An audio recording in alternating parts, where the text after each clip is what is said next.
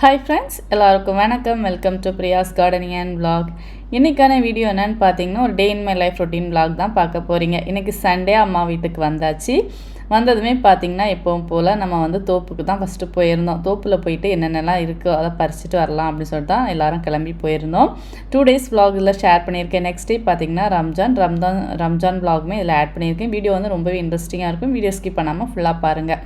இந்த செடி பார்த்திங்கன்னா முடக்கத்தான் கீரை தான். அந்த முடக்கத்தான் கீரை எத்தனை பேருக்கு தெரியும்னு தெரியல. ஆனால் அந்த செடி பார்த்திங்கன்னா வயல்வெளியில் தோப்புலாம் பார்த்திங்கன்னா எங்கே பார்த்தாலும் இந்த கீரையை பார்க்கலாம். இந்த கீரையில் அவ்வளோ மருத்துவ குணங்கள் இருக்குது. முதுகு வலிக்கெல்லாம் ரொம்பவே ஒரு பெஸ்ட்டு மெடிசின் சொல்லலாம்.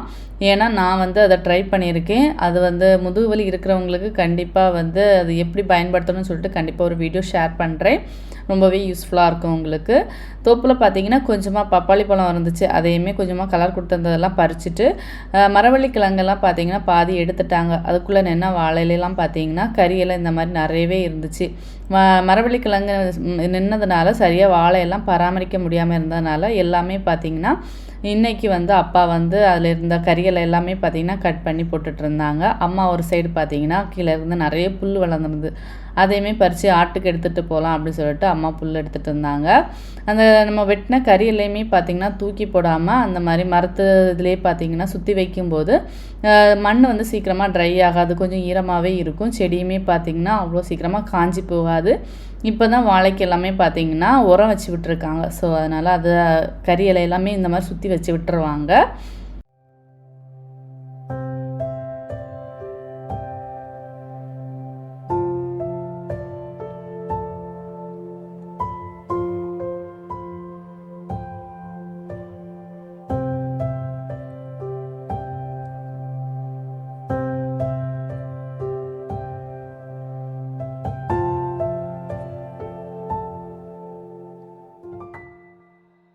பப்பாளி பழத்தெல்லாம் பார்த்திங்கன்னா அந்த புல்லுக்குள்ளேயே வச்சு அப்பா அந்த இலையை வச்சு சுற்றி கட்டிட்டாங்க. கொண்டு போகிறதுக்கு ஈஸியாக இருக்கிற மாதிரி.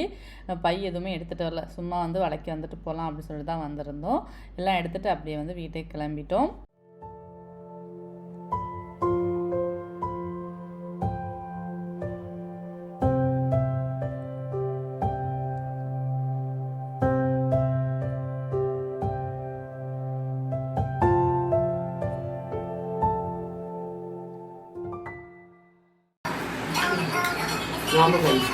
நோம்பு பாயசம் என்ன முடியல.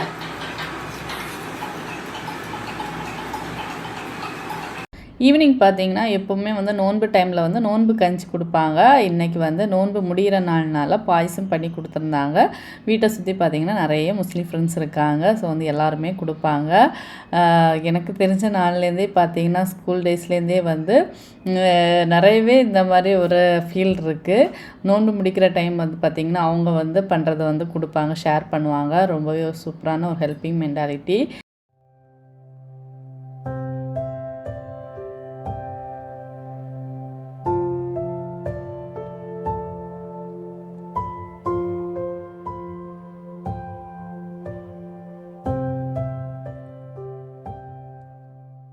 இது நெக்ஸ்ட் டே மார்னிங் தான். மார்னிங்கே பார்த்திங்கன்னா எழும்பும்போதே வெரைட்டி ஆஃப் டிஷ்ஷஸ் கொடுத்துருப்பாங்க.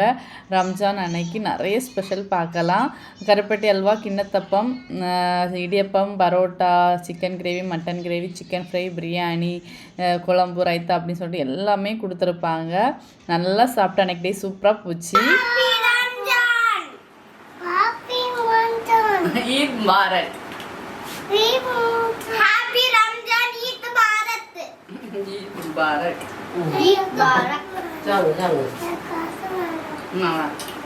நல்லா தின்னுமன அல்வா அவன் தயிர் சொன்னான்.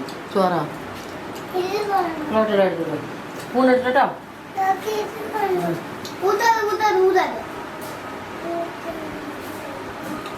இந்த சிக்கன் பிரியாணி ரொம்ப ரொம்ப